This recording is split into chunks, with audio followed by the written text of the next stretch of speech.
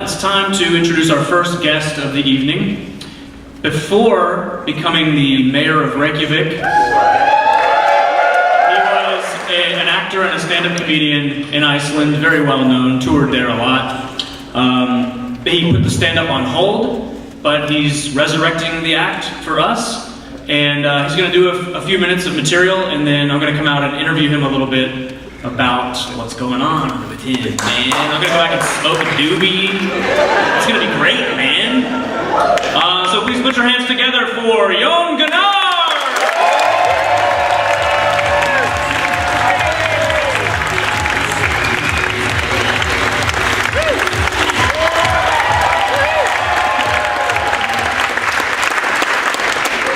Thank you.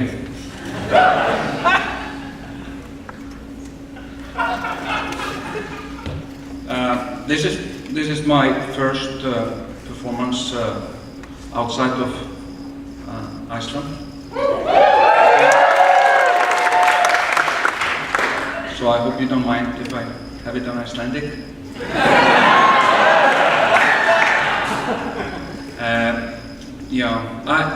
Like Jeremy said, first of all, I want to start by thank you for coming to see me. Thank you. Nice to see so many people. And imagine if you were here.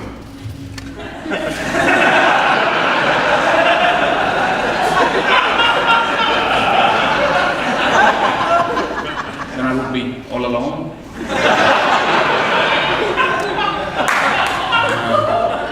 Doing my first event outside of Iceland.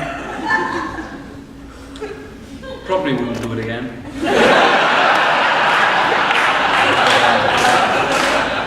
And a special thank you to the people from Out of Bounds, especially Jeremy. For inviting me to come. And I've always wanted to come to Texas. It's my first time in Texas. Not just my first time performing outside of Iceland, first time in Texas. Never been to Texas before, but I've always wanted to come to Texas. And I really don't know why. But somehow my brain decided many years ago, we're going to Texas.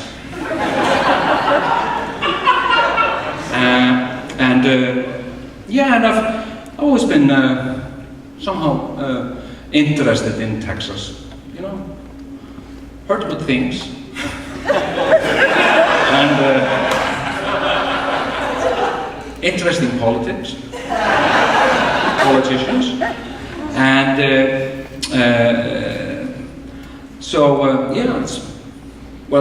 I've only been to Austin, but so far so good.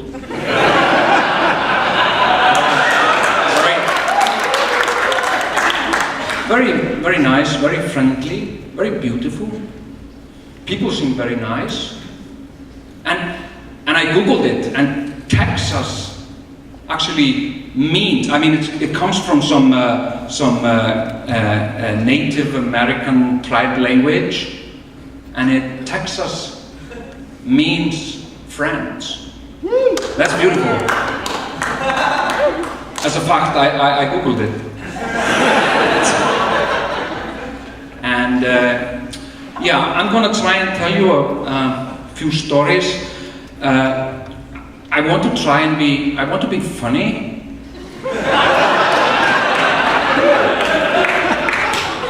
That's like my main goal.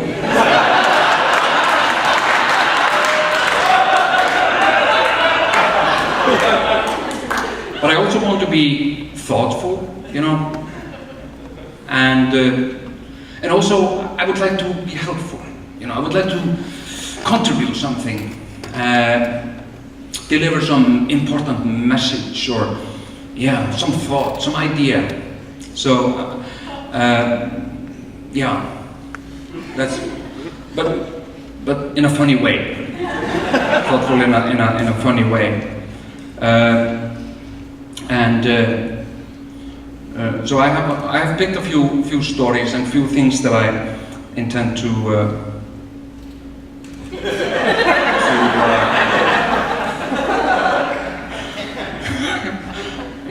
I want to talk about. I want to talk a little about my horrible childhood. Because I really enjoy that, and a little bit about Iceland and the United States. So I'm not sure in what order.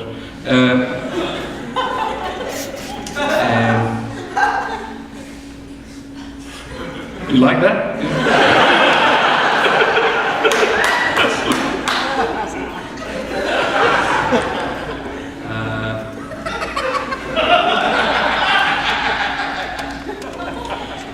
Like I said, I had a horrible childhood, very, very sad and tragic childhood, horrible childhood. I was born to the wrong family, at the wrong time, and in the wrong place. And it was so horrible that I've written 3 books about it. And I'm happy to say that, well, my first book came out in 2006 in Icelandic, and now it's going to be published in English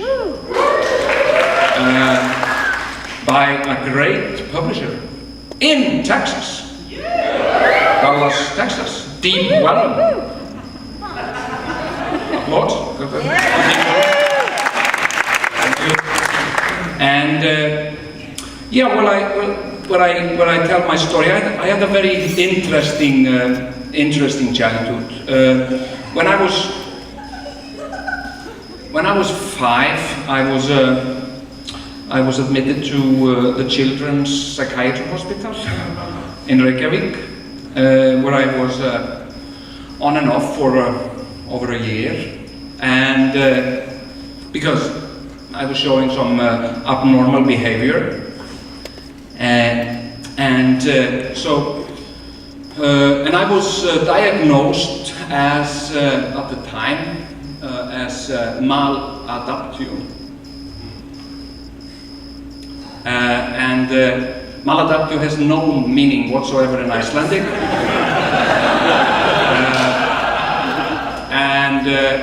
To my parents, I was retarded. That was like for them, it was a fancy word for retarded. So the kid is retarded. So I have never really been to any school in my life. I learned English from television, and I've never graduated from anything. Never, ever in my life. And I'm self-made in everything I do. I'm a self-made actor. I'm a self-made comedian. Self-made mayor. I wanted to try how it was to be a mayor.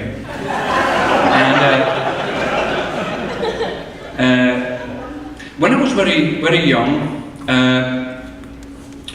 when I was probably 17, 18, I decided,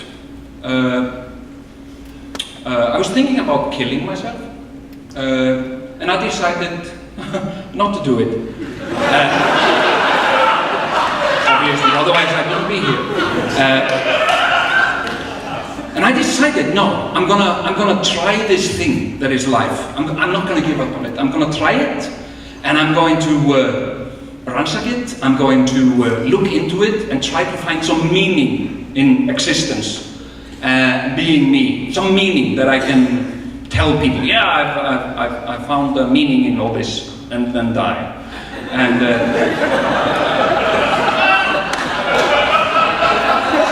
and I decided to try and go through life and be positive, helpful, and caring person. Try to be that. And I've tried that very hard.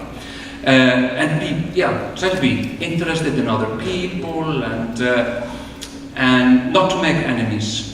I've avoided making enemies. And in my mind, I don't have any enemies. Many people see me as their enemy and really don't like me for some, I don't know why. But I have no enemies. I've had this philosophy. I am a writer, I've had this philosophy of,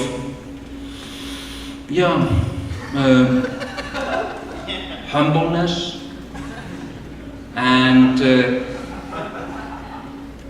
I've tried to avoid taking life too seriously. Mostly because it's way too serious to be taken seriously. I mean, like, you don't have to add to the seriousness of life. It brings its own serious things into your life. So, no brows of worry or, I try to be, happy, invest in humor and empathy and stuff like that. Beauty. And humor is, humor is a very interesting phenomenon because it's something that connects us somehow,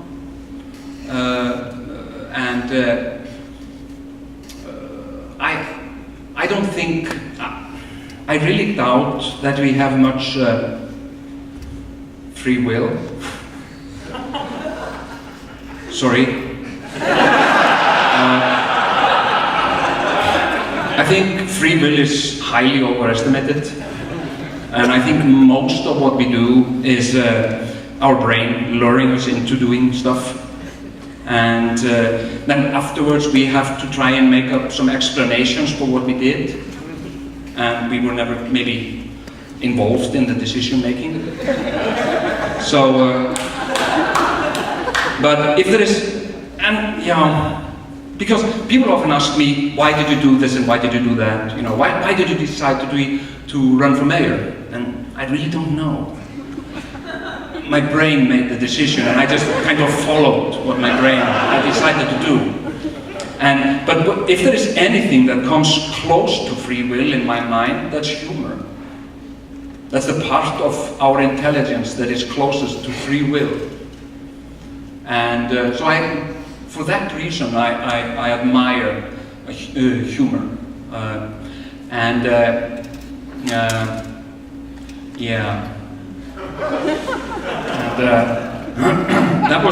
This was very thoughtful. Something like,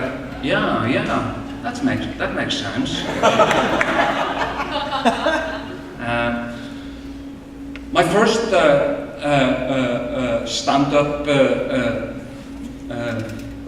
stand-up was called I used to be a nerd.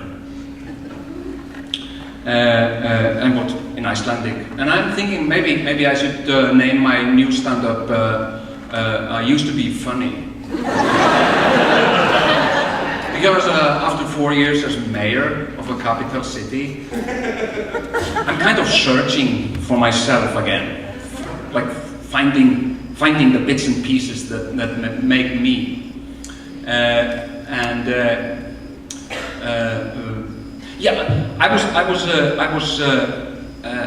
I was 18 when I traveled the first time. No, that was not it. I forgot, sorry. I was going to tell you, it involves this story. I was 18 when I first traveled abroad from Iceland on my own, like not with an adult. I was an adult, yeah. And I went to New York I was so excited about it. I couldn't sleep like a week before my flight, and super excited. And I stayed on the Lower East Side in Manhattan, and it was a very, very bad neighborhood at the time, seriously bad. And but I was like enthusiastic and overexcited, and I really wanted to mingle with the locals and get to know everybody. And not everybody was so interested in me. And then I had one of the most amazing, and then I realized for the first time when I got out of Iceland that most people did not know that Iceland existed. Most people I talked to didn't know what Iceland was. They didn't know it was a country even. And I had a horrible experience in New York. I met 3 very, very interesting men one night, and their names were Sonny, Angel, and Dynamite.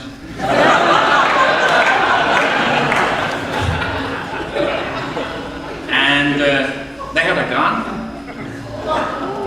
and I was, yeah. And they were talking to me, like saying, yeah, what's a nice boy like you doing here? What's a nice boy like you doing here? I'm from Iceland.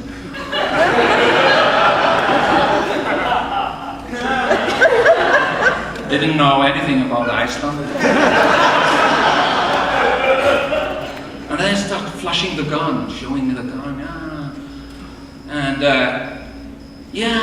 like pushing me and touching me, and I was terrified. I was so scared. And I'm a fan of Kung Fu. I love Kung Fu. I've never practiced it. I've read about it.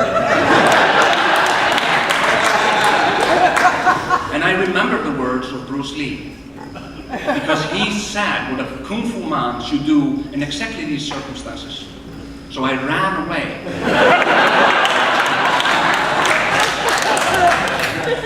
And it wasn't until Björk came about when people started knowing Iceland. And then you would go abroad somewhere and people would hear your funny accent or even speaking Icelandic and ask you, oh, where are you from? And you say, I'm from Iceland. Oh, Björk.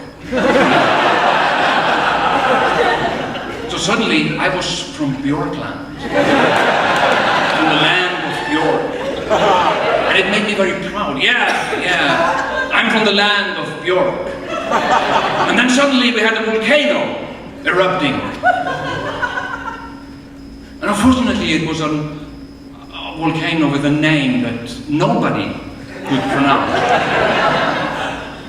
It was quite bad because we have so many cool volcanoes in Iceland.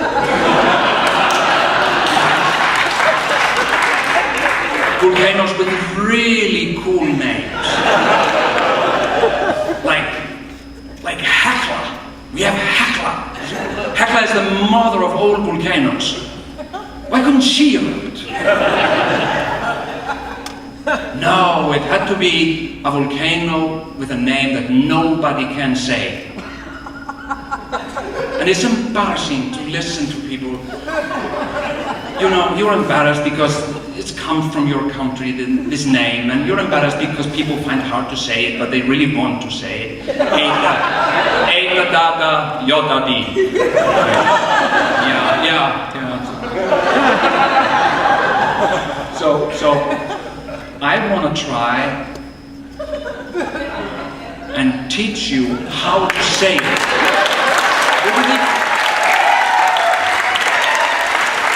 Wouldn't that be very helpful? Yeah. So you can say somewhere when people are talking, yeah, I remember that volcano, and then you can say it. Yeah, you mean and then you can say it absolutely correctly, and everybody will look at you with admiration. You know how to say yes. Of course I know. I learned how to say it, and I'm not going to teach you any nonsense. I'm not going to teach you to say something that is sounds like the correct thing, but is something embarrassing. Because I've had that experience.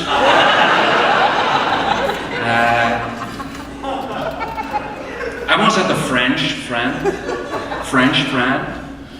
and I begged him, please teach me something, to say something in French. And he taught me, and he told me it means, like, how do you do? Gauche avec ta grammaire. So I went about and I said this to French people, gauche avec ta grammaire. And it actually means have sex with your grandmother. I will not do that to you. I promise. You can trust me on that. And now, have you seen the news? We have a new volcano erupting. It's technically not a volcano. It's a fissure. It's like a long line, but it has a name. I mean, I don't know if you've heard it. Bárðarbunga. And you can say Bárðarbunga. It's fine. Yeah. Or even, I mean, you could get away with Bárðarbunga. That's very easy. Yeah, Bárðarbunga.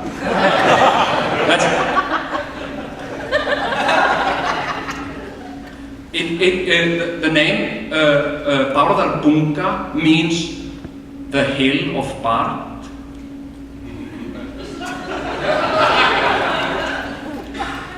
And I guess Bárð was some Viking, because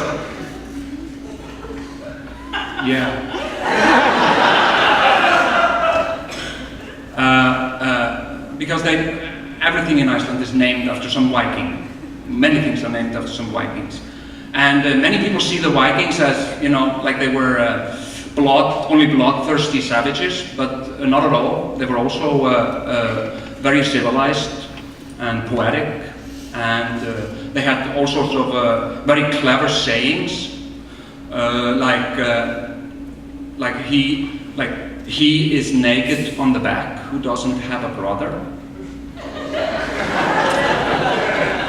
It's a very good saying. Axe in the head, early to bed. That makes sense.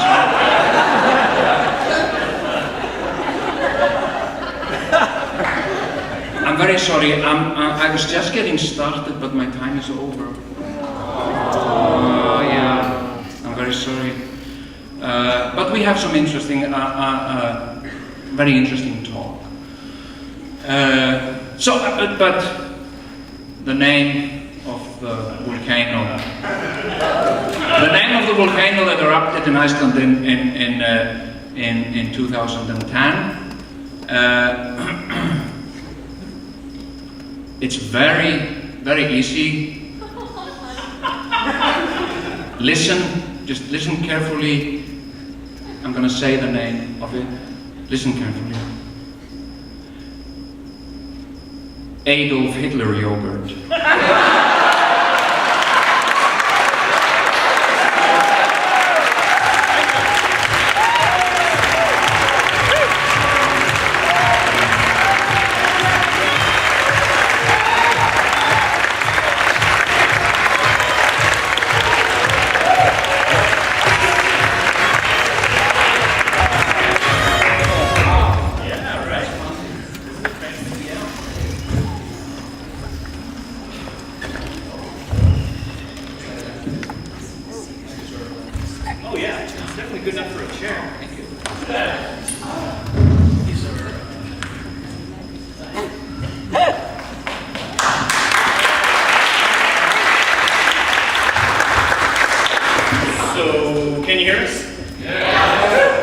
right, so we're just going to do a little, I have some questions for you that I want to ask. You just did a book tour for a book that came out in June. You were in the U.S. for about a month, and you were on various shows. You were on Craig Ferguson and Meet the Press web video, web series thing, and a couple of other awesome places.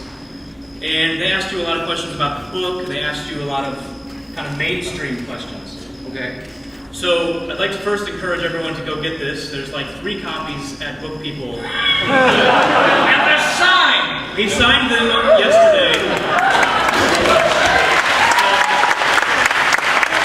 You should go get the book and find clips online of him talking about the book and becoming mayor. There's a documentary on Netflix called Gnarr, which is spelled just like that.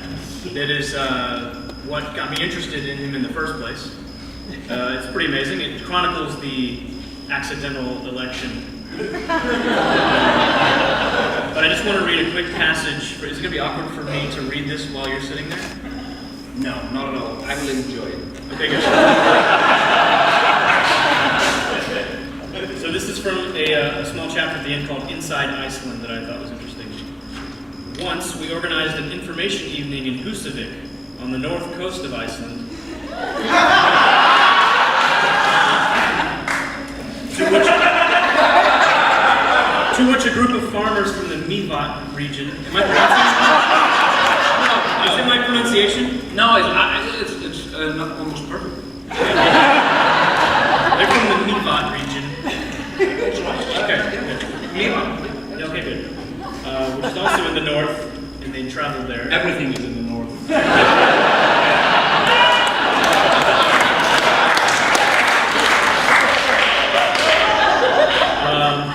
But they hadn't come to learn about the best party. They'd apparently heard the news going around in Mývatn that I owned an iPhone. And now they all wanted to see the phone and begged me to allow them to touch it. I handed it to one of them and encouraged him to phone home.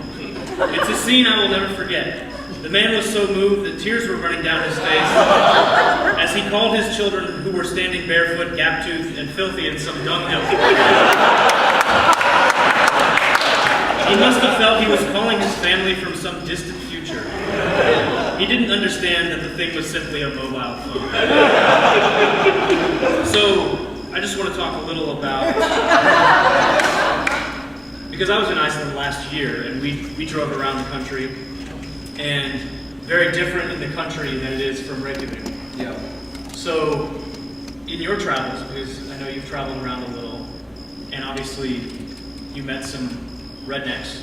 Let's just be honest. What is there to be done, or is there anything to be done about that difference between the urban life and the rural life? You mean in general? Sure. All over globally? No, in Iceland. In Iceland, oh yeah. If you want to go global, I think you can. Sure. No, I don't think so. Do you not see it as a problem? No, I think it's everywhere. People in the rural areas have prejudice against the people who live in the cities. And the people in the cities, they have prejudice against the people who live in the rural areas. Yeah. And I don't think, I don't see like a dialogue between people in the cities and people. This is remarkably similar to the United States. In a lot of ways, at least politically. I think it's the same all over. Yeah. I mean, it's like, yeah, I know it from France. People in, everybody hates the people in Paris. So it's like, I make a lot of fun of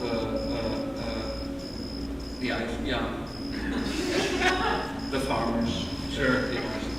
And I like it, they don't. Too fucking bad. For them. So, when you were running for mayor, when you decided you were really going to do it, I've heard you talk about how you had to get other people on the ballot. Yeah. And in the movie, they talk about how the system is very different there. It's multi-party. There's something like 10 or 11 parties that are up for election. Yeah. And the way it works is whoever gets the most votes gets the mayor, and then they get to install their party members in different parts of the government, right? Yeah. So, is that better than the U.S. two-party system? Just say yes so we can move on. Yeah. I'm just jealous. I'm jealous of that system. I think it's really great, and I think it allows for people who have a differing viewpoint to step in and say something interesting and be counter-culture and actually do something. Yeah, usually people come up with new parties and they add a certain flavor to the campaign, but then they fade out. And so it was like really for the first time that people called the best party a protest party. It was the first time in history that so-called protest party didn't just like fade out, and nobody really understands why. Well, I think that you were being extremely honest in your campaigning. I was very. Even to the point of saying, I will promise whatever you want me to promise, and I also promise to break all of those promises. So what were some of the things, tell us about your platform, because there's some really hilarious things that people suggested to be on your platform. Well,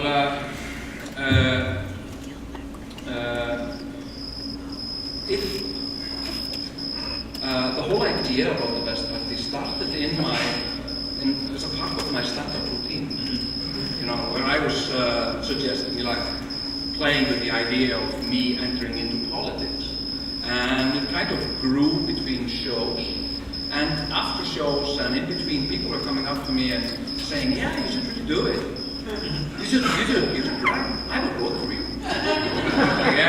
No, it's just part of my routine. It's like, yeah, you should do it.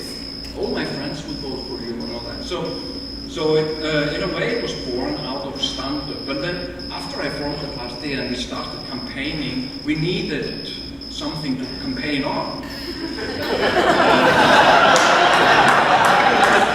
And as I was mocking the ways of politics and how politicians, because in my experience, it's usually the case that politicians before the elections, politicians would go about and they would promise almost anything. But after the elections, it's a totally different story. Then it becomes complicated, and it takes time, and it takes time to implement, and blah, blah, blah, blah. So I decided, you know, I will try and top all their promises. So when one party, they started advertising and talking about and promising a family theme park in Reykjavik. You know, vote for us and you'll get a family theme park. I had to top that, so I promised Jurassic Park.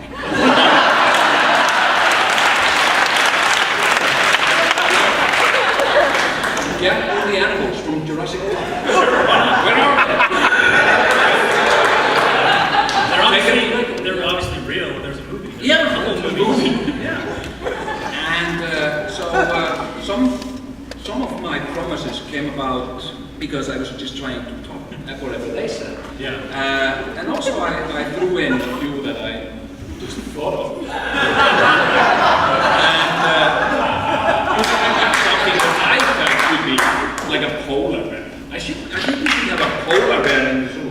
Because I've been taking my kids to the zoo for 20 years and all the same stuff. I mean, no polar bear.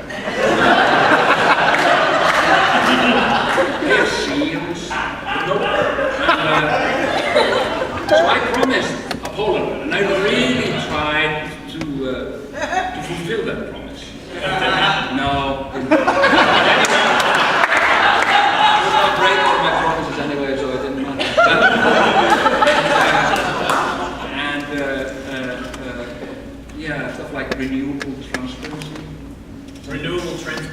Yeah. Sweet. And Wait, that's an invented term? yeah. Okay, then I don't feel bad for not knowing what the hell it is. But there's when I was there, I picked up this book. Yeah, it's It's called The Yule Lads, and it chronicles the Christmas tradition in Iceland. very complicated. Yes, very complicated. There's some troll lady named Grilla. And She's the mother of she's the mother of all these Santa Clauses. The Yule Lads. the Yule lads. Yeah, Yeah. we don't have one Santa Claus. No, and they come each night. Yeah, they're 12. So here's the sheep warrior. Come and make all your sheep nervous. This guy, here's spoon liquor. And pot liquor. They come in liquor pots. So it's sort of used. It's better than spoon. What do you mean? Wait a second. Licks on the spoons. Oh, I No, I'm the father of 5. see. Of these. You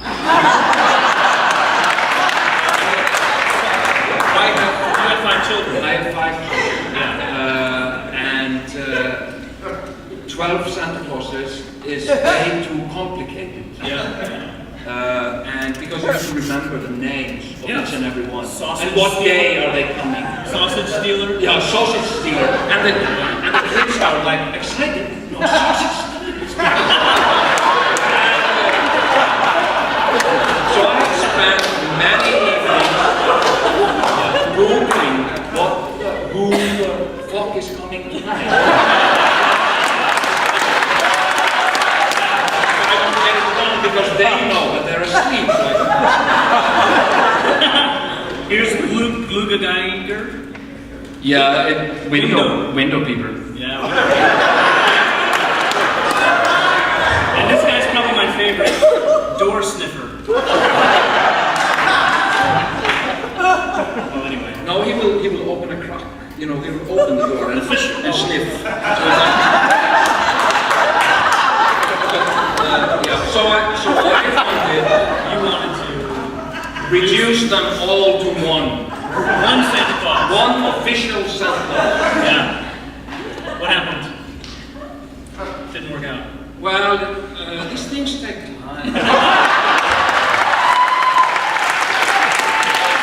It's an old tradition.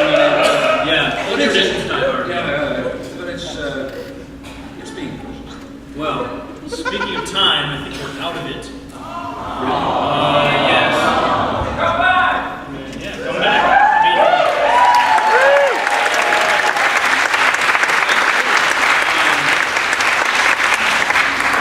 Before you go, though, I just want to ask one more question. Sure. You told me that due to you took some polling. Someone did some polls in Iceland, and you could run for president. Yeah. So, what's next for you? Are you going to do that? Are you going to tour Texas? Well, I don't know really. Okay. I mean, it's very flattering. You know, when people really want to be the president. How different is the job of president than mayor? You'd be ruling. Oh, president, walk in the park. I mean, You get a palace, don't you? You get an island? yeah, it's just showing up, you know. Yeah. Mayor is very difficult. It's one of the most difficult jobs I've ever had. Yeah. I mean, it's by far the difficult job. The So most you're just- difficult job that I've ever had. in my Now life. you just kind of want to relax. Unwind, you know, find myself, collect myself, because I think I'm still in like post-mayoral stress disorder.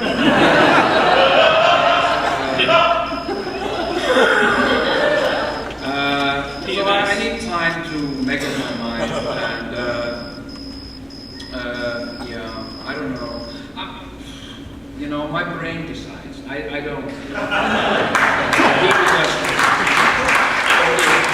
make up his mind and tell me. Yeah. You know, because I'm more of like I see myself as more of a passion in this vehicle that is me. Whoa. Whoa! Passenger of this vehicle is me. Well, since you're not going to run for president, I have a gift for you that I'd like to bestow. It's